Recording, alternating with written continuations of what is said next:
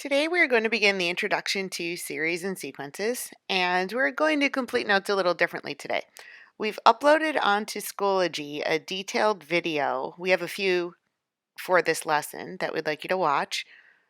The first one is an intro to sequences, and that's going to give you a detailed explanation. And then what I'm going to do is have you go through the notes and go through the examples. I'd like you to try the examples.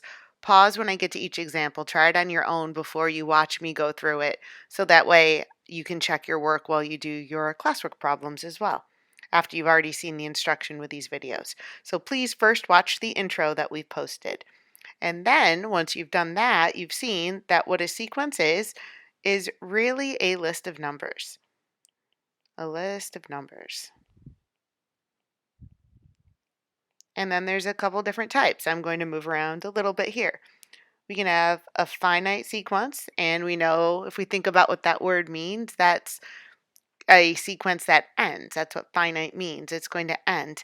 So we have 3, 5, 7, 9, 11, and then it just ends. We can see a pattern, but it doesn't continue. And then we have an infinite sequence.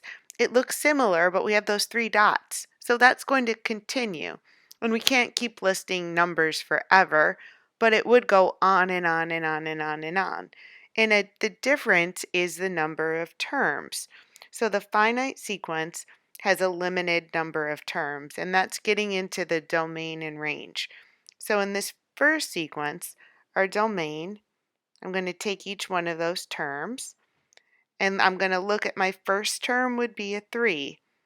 So my domain would be 1. And then my second term would be a 5, 2. My third term would be a 7. Fourth term is a 9. And a fifth term would be 11. Because I have 11 numbers there. I have 5 numbers there. 1, 2, 3, 4, 5. And now my range is going to be the exact number that I see. Those are called my term values. And that's going to be 3, 5, 7, 9, and 11. Now my infinite sequence, although they look the same, the domain and the range are going to be a little different. For my domain, for that, it starts off as the same. I'm going to say 1, 2, 3, and then I don't even have to list all the ones I see because it's going to go on forever. So I can just write my 3 dots, and that says that it's going to keep going on and on and on forever. And then range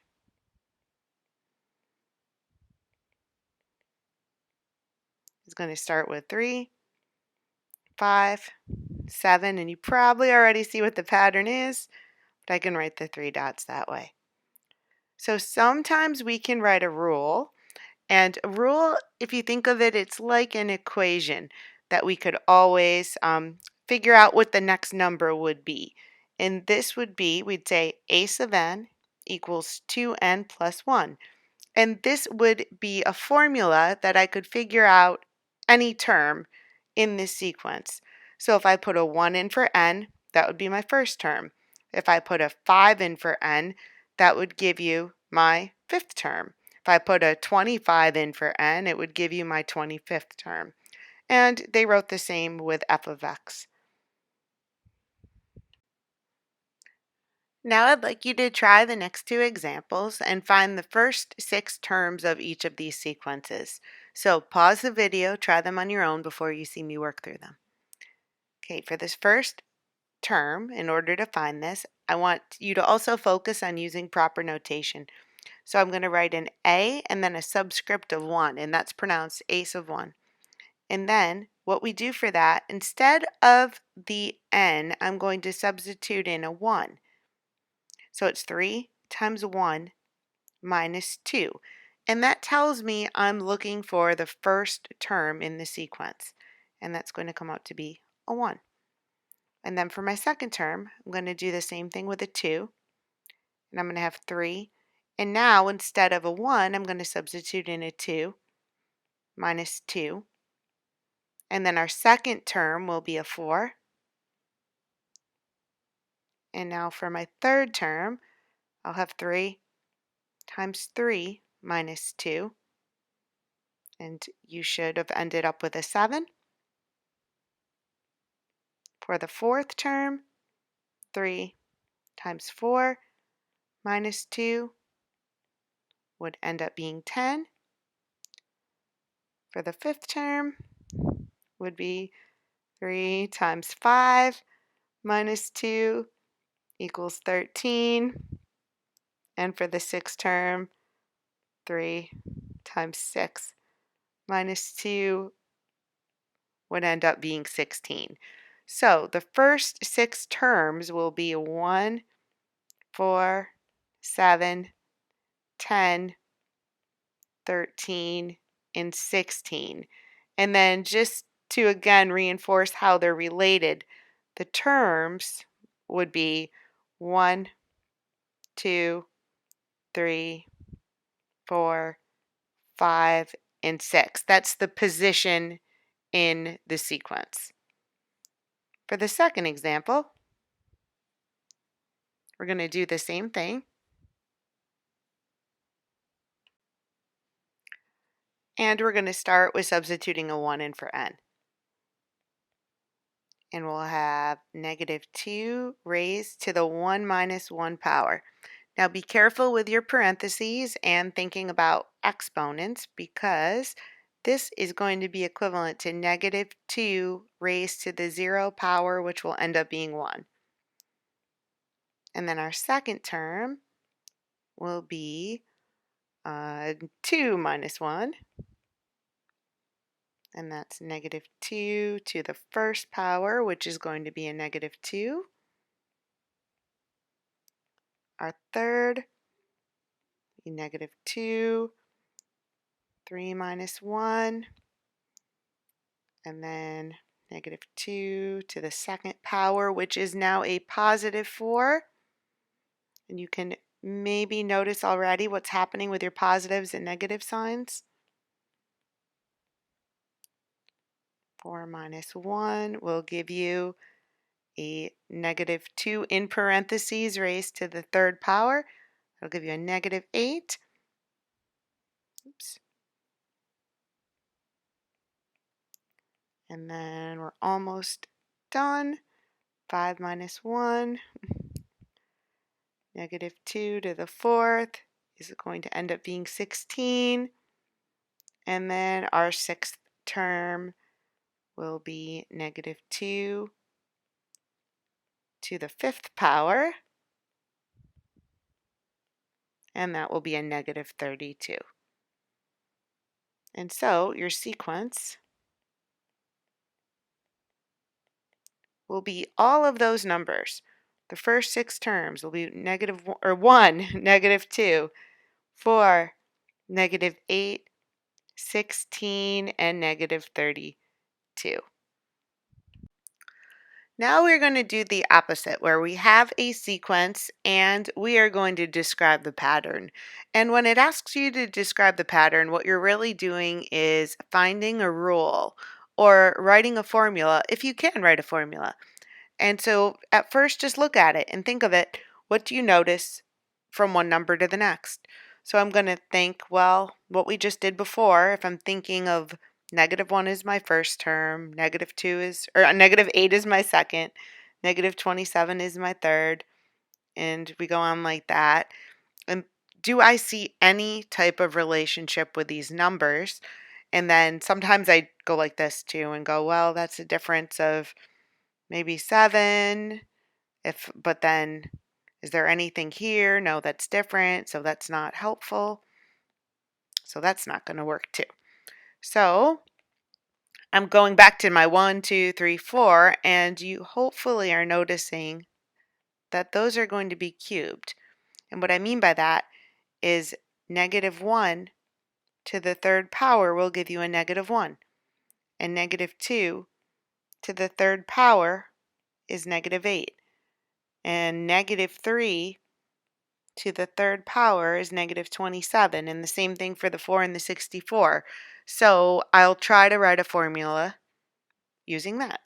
So now we're going to our general form here. I'm going to have this a sub n, and n is going to be my term. So now I need to somehow make that negative, which is what I have. So that's going to be a negative n because I have my first term, my second term, my third term, and then we knew we had to cube it. So just from my reasoning and talking it out loud, what we just did, I'm going to now try it out and let's see. For my first term, will that work? Negative 1 to the third power, and I'm ending up with a negative 1, so I'm just checking my work. And now for my second term, I have negative n, so that'll be negative 2 to the third power, and that is a negative 8. And then so forth, and if you keep going, they will all work. Now for the next example, I'm going to see if there's any type of relationship I can find with those numbers. So to go from 0 to 2, I'd add 2, and 2 to 6, I'd add 4, and then I'd add 6.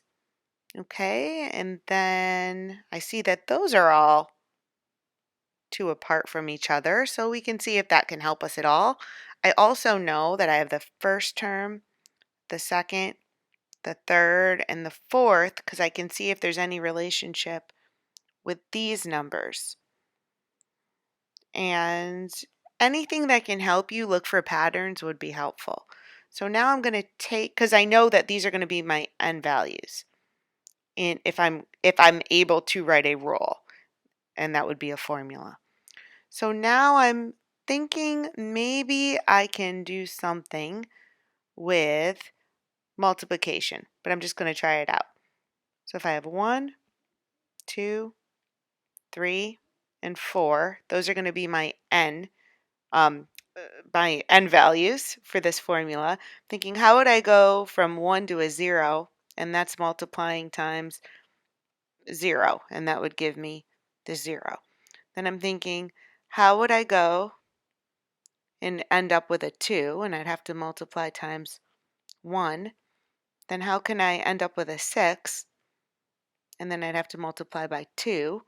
And then how can I end up with 12, and I'd have to multiply by 3. So now each of them are going up by 1 every time. So is there any way I can write a rule or a pattern with this? If this is n, because n is increasing by 1 every time, that's my term, my first term, my second term, my third term, my fourth term.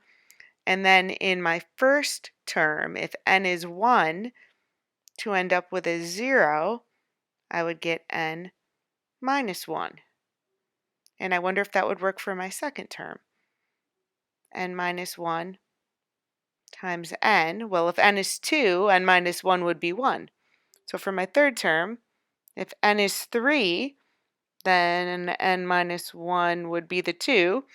And then in my fourth term, if n is 4, then n minus 1 would be the 3. So I think we just found our rule. A sub n is n times n minus 1. We have 2 additional videos on Schoology that can provide you with detailed instruction on sigma notation and summation notation. And as you can see here, we said they're the same thing. We're referring to this symbol here. That is sigma notation. And the difference with this is what we did before. These are now series. Sequences are when we listed all the numbers, and now we have plus signs. So now we're taking that list and we're adding them up, and it becomes a series. And what this means, if we're using sigma notation, is that k equals 1 is telling you to add from the first term to the fifth term. So we're taking this formula, this rule, and we're adding the first term to the fifth. So that would be term 1, 2, 3, 4, 5, and we're adding all of these up. The infinite would be starting with the first term and going on forever and adding them up. And no, you don't have to do that by hand. We'll talk about that a little later, how we're going to do those. So we can actually find a number and do that, or we can take a series and write it using summation notation. And how we would do that is I'm going to start by writing, and we're going to start with, let's see, it's the first, the second, the third, the fourth, and then we're going to figure out what we go up to. And we're going to say, if I can write, and you can use any letter, any variable. So we use K at the beginning, I can use N. Sometimes you see I. It's not an imaginary number, but they do use I in these. So if we're starting with the first, I need to figure out what would 20 be. So if 5 is our first, 10 is our second, 15 is our third, 100 would be our, and hopefully by now you're all going 20th. That would be the 20th. So we're starting with our first term. We're ending with our 20th term. And we knew that because every time we were doing 5 times the number, 5 times the term. And so we would write 5n right here. And you can even check that to say, is that the correct formula? 5n. And I can say, is the 20th 5 times 20? Does that give me 100? And yes, it does. So we can check that out. And yes, that was right.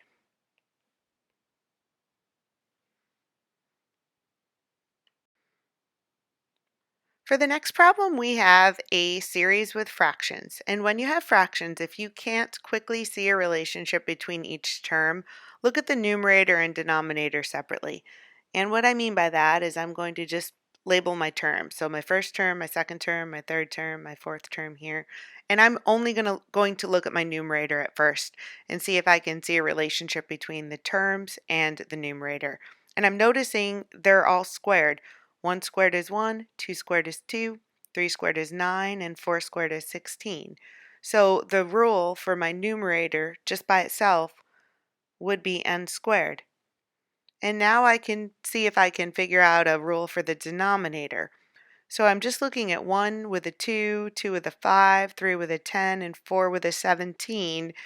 And maybe I don't see anything immediately, but I'm noticing my numerator and denominators are all, it's all adding 1. 1 is 1 bigger than 2. Or 2 is 1 bigger than 1. 5 is 4 plus 1. 10 is 9 plus 1.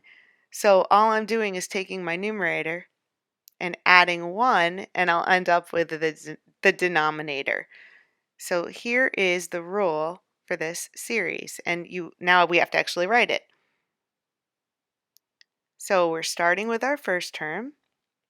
And then we would figure out what the last term would be, but we have those dots. So that means it never ends. It keeps going forever. In that situation, we write infinity. And I'm going to write n squared over n squared plus 1.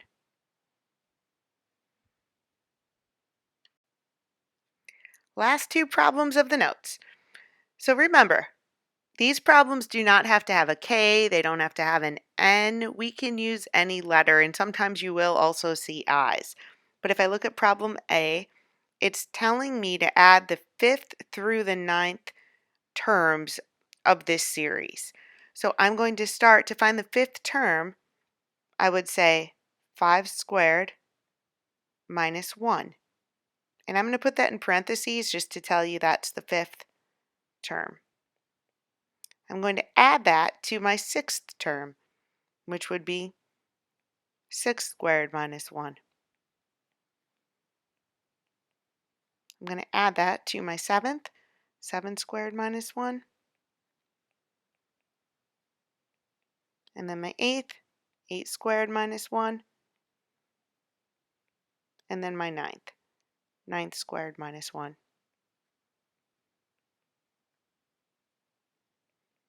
When you do these problems, you don't have to write out the 5th, 6th, 7th, 8th, 9th. I just want to show you what these numbers represent. These are each term in there because what you're actually adding is 24 plus 35 plus 48 plus 63 plus 80.